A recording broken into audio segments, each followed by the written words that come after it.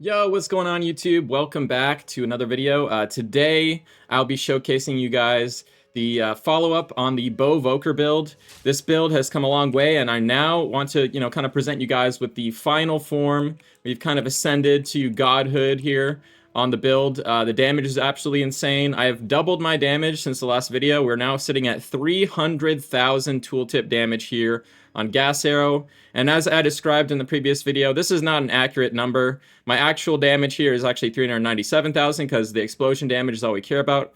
And this is getting multiplied by a bunch of different factors, including we're shooting 4 arrows at the same time, so this is times 4. With Eye of Winter, we are always going to be critting on bosses, so then you double this.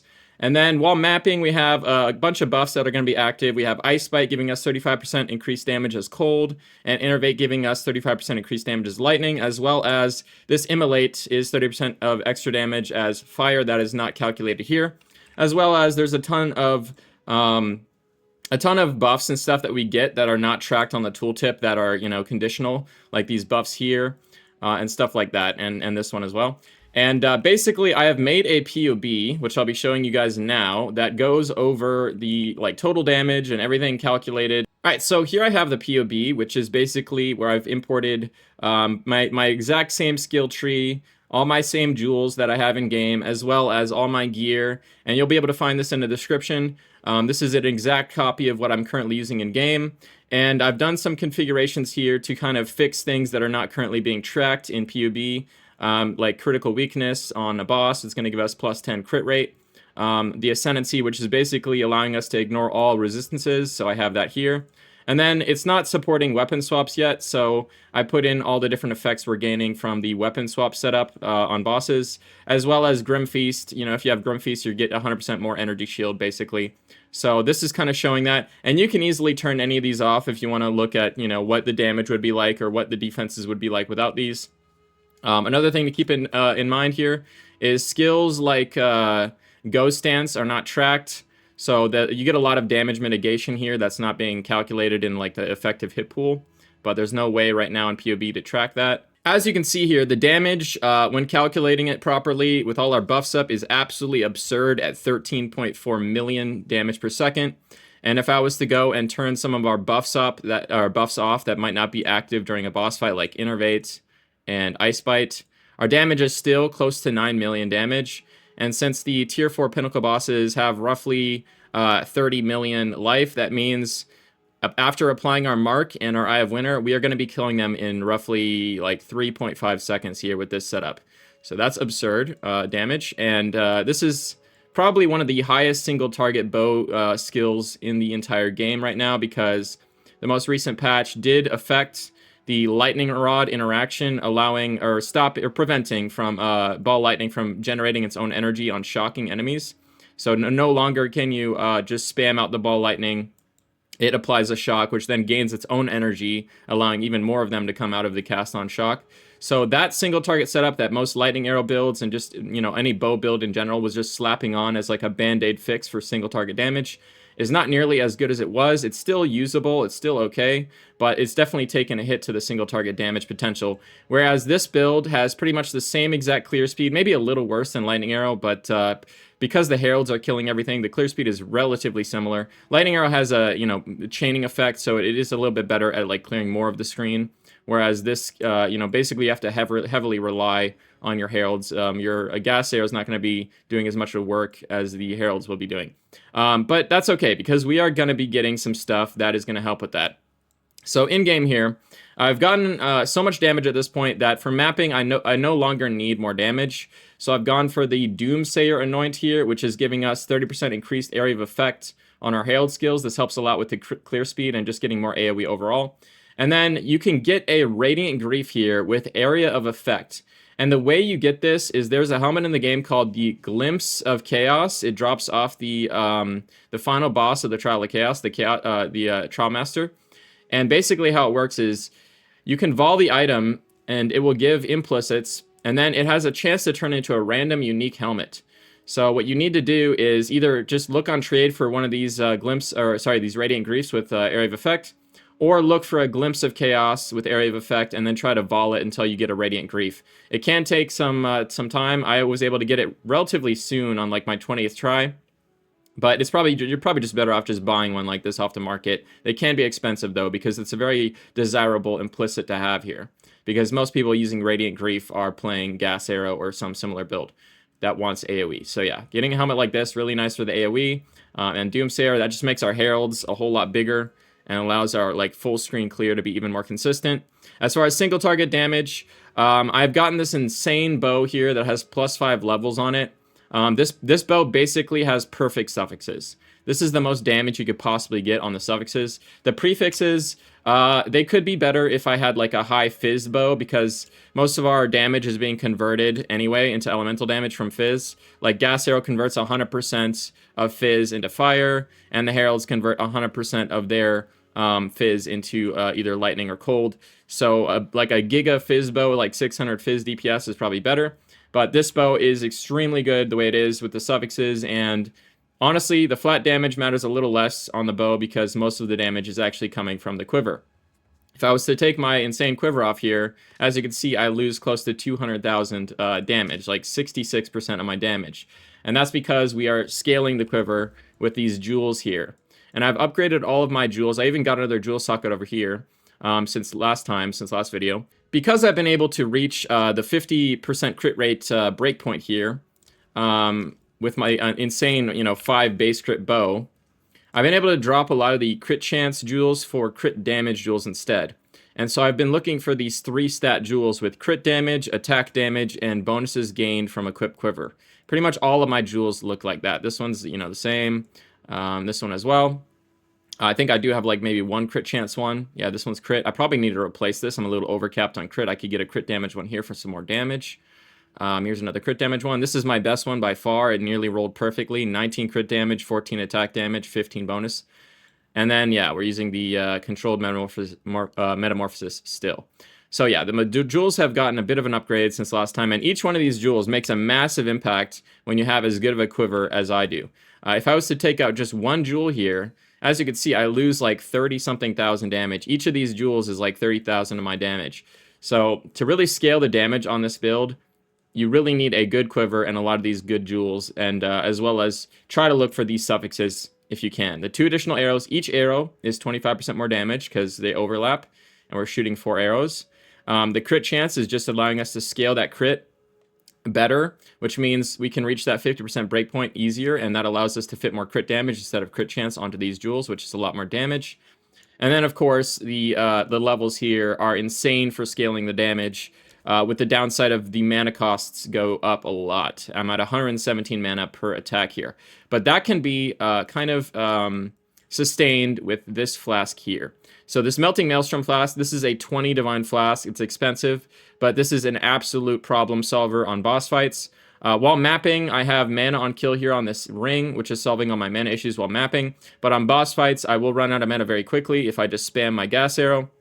So I need some way to get that back, and this just immediately recovers all of your mana when used. It also has this downside of taking chaos damage, but that is irrelevant because we are chaos inoculation, so we actually don't take any damage, so it's all upsides on this flask here. So I highly recommend this for like your bossing, mana sustain.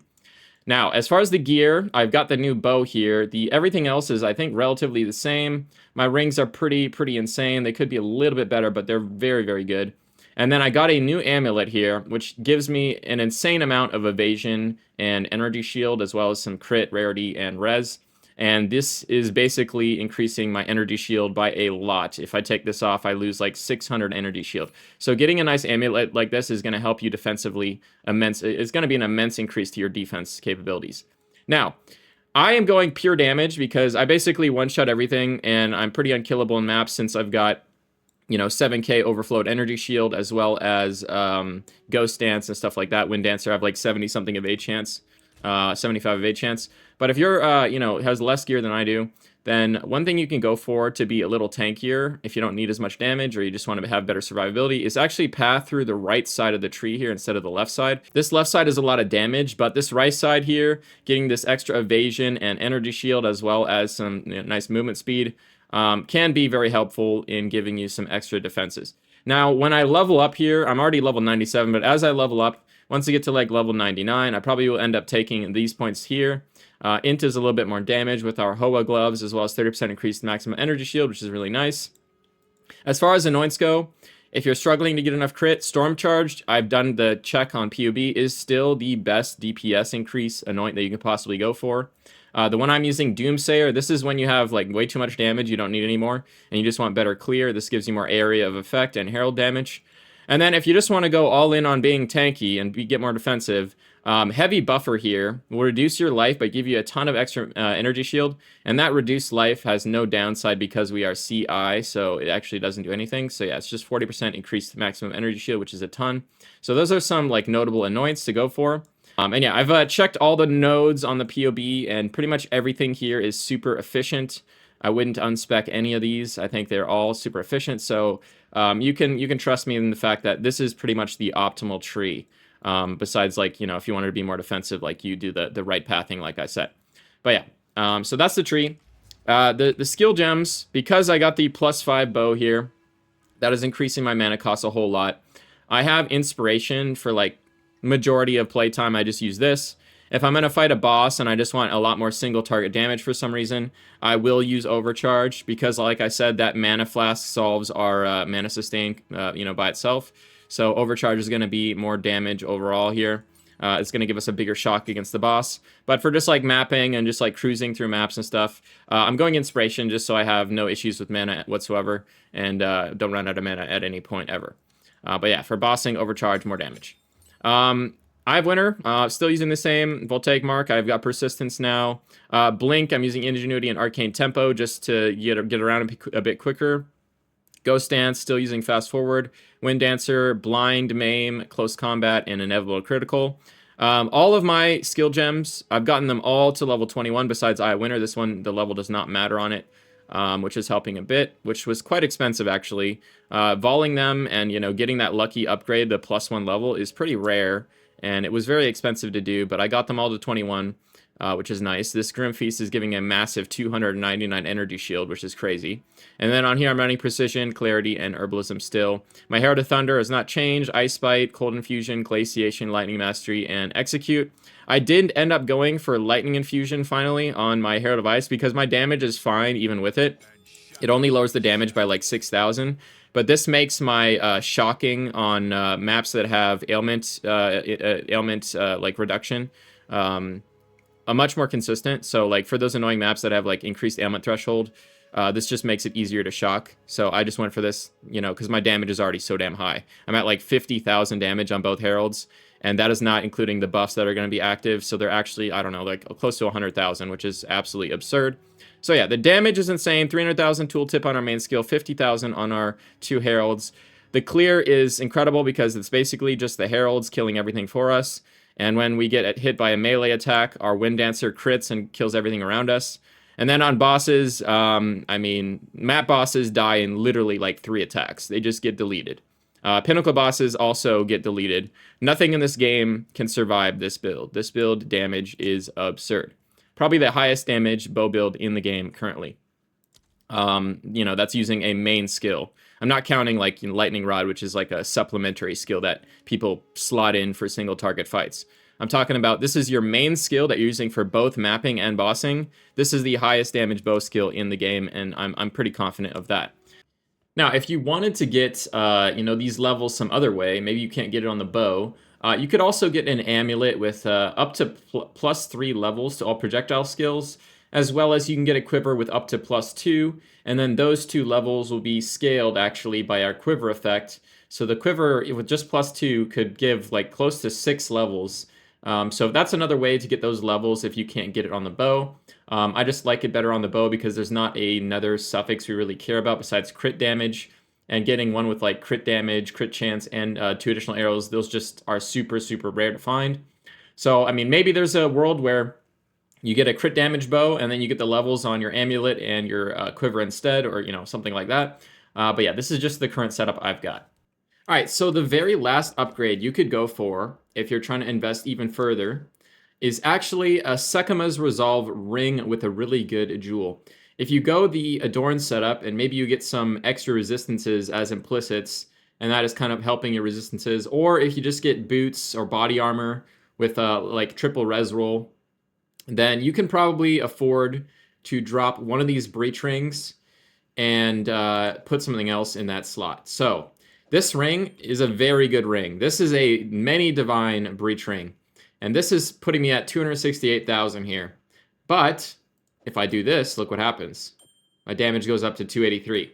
And how this happens is because this Sekama's Resolve ring allows you to socket any emerald jewel into it.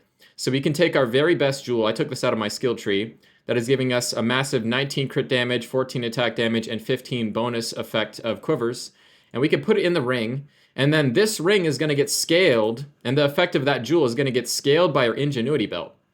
So now we're almost doubling the effect of this massive jewel that's in this ring. And the nice thing is this ring also has some decent stats on it. Has all attributes, rarity. You can get one corrupted with some more attributes, like I've got some int here. You could also get one corrupted with, I think, crit damage if you wanted to. But yeah, so this is an option to go for if you've got, like, you know, a mirror setup with, like, you know, adorned and, you know, more res than I have. This does drop my res quite a bit, taking out this massive, you know, 24 all res ring here, which is giving me a ton of res. Like if I take it out, I lose like 30 something res. But that can be made up on, like I said, like the body armor, the boots, or if you're running the adorned setup and you've got corrupted jewels with resistances on them, that'll also help you here with the resistances. But yeah, that's an option. And then I guess the next thing you could go for if you wanted to scale the damage even further is go for an adorned setup here with, you know, like a close to 100% adorned, and using some magic jewels that I would say would probably, you'd want quiver effects and either attack damage or crit damage, maybe a crit chance if you want to try to go for like close to 100% crit chance without needing Eye of Winter. But personally, I don't think it's worth it. Eye of Winter is such a low cost, easy way to get 50% more crit chance. You might as well go for more crit damage, for more single target damage. So yeah, if you wanted to go for the full adorned setup, you'd be looking for jewels with like 15 quiver effect, 20 crit damage, and corrupted with like int maybe, or dex, or something that's going to give you more damage with your Hoa gloves. But that would be very expensive. Each of those jewels is going to cost you like many divines, and the adorned, of course, as you can see here, is like, for a really good one, is like 300 something divines, you know. So yeah, if you wanted to go for the mirror bow and the adorned setup, that would be able to scale the damage even further. And I wouldn't be surprised if it was possible to get this number to like 4, maybe 500,000 with something like that, with a mirror bow, mirror quiver, and an adorned setup. But yeah, at some point you got to stop because, you know, we already have so much damage. We're already deleting tier 4 pinnacle bosses in a few seconds. At what point do you, you know, pose the question, do I have enough damage or do I have too much, you know? I have enough to one-shot everything in the game, basically, besides, you know, tier 4 pinnacle bosses, and even those die in like a few seconds. Do I really need more damage? Do I really need to invest further? I don't think so. I think maybe it would be better to just invest in more defenses. You know, maybe get some more energy shield on the body armor, on the boots, on the you know, more you know, maybe some percent evasion or percent energy shield or something on the amulet and the rings. You know, look for more defensive stuff because the damage is already pretty much solved. It's already high enough for everything in the game. All right, so as is tradition here, I will be doing a tier 4 Breachstone, just to kind of showcase you guys kind of, you know, what the build plays like in like a kind of similar to a mapping scenario as well as a bossing setup. And it pretty much plays the exact same as before. The damage was already enough in the last video. We've gotten like double the damage now, but it just pretty much plays the same. Everything still gets one shot. My my Wind Dancer can still crit and one shot enemies if they hit me. And the gameplay doesn't really change regardless of the difficulty. With how much damage I have, I could be doing like a tier 18 map with a bunch of delirium on it, and it would still feel exactly the same. We're basically a walking rocket launcher shooting, you know, each time I attack, I'm doing like over 1 million damage with each one of my gas arrow attacks.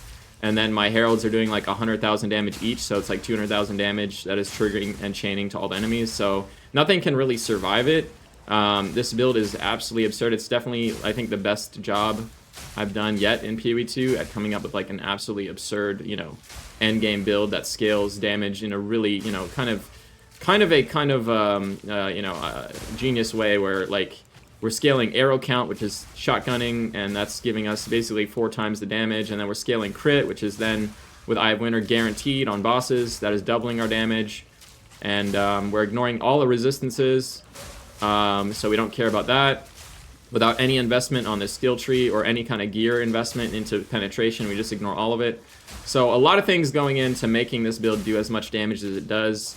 Of course, you know, on a high budget. So yeah, I am playing a very high budget version right now. But as I've shown in, you know, earlier in the video, there is ways to scale it even further if you wanted to invest multiple mirrors into it. And I would say you're relatively safe in doing it because the patch, the most recent patch, did not nerf the build at all. It's exactly the same as before. And in fact, some of the builds that were competing against it, like the lightning rod setup that people were using on lightning arrow to, you know, do single target damage, has been nerfed. So this build kind of is stepping up a bit in the tier list as far as, like, you know, the best single target bow build out there.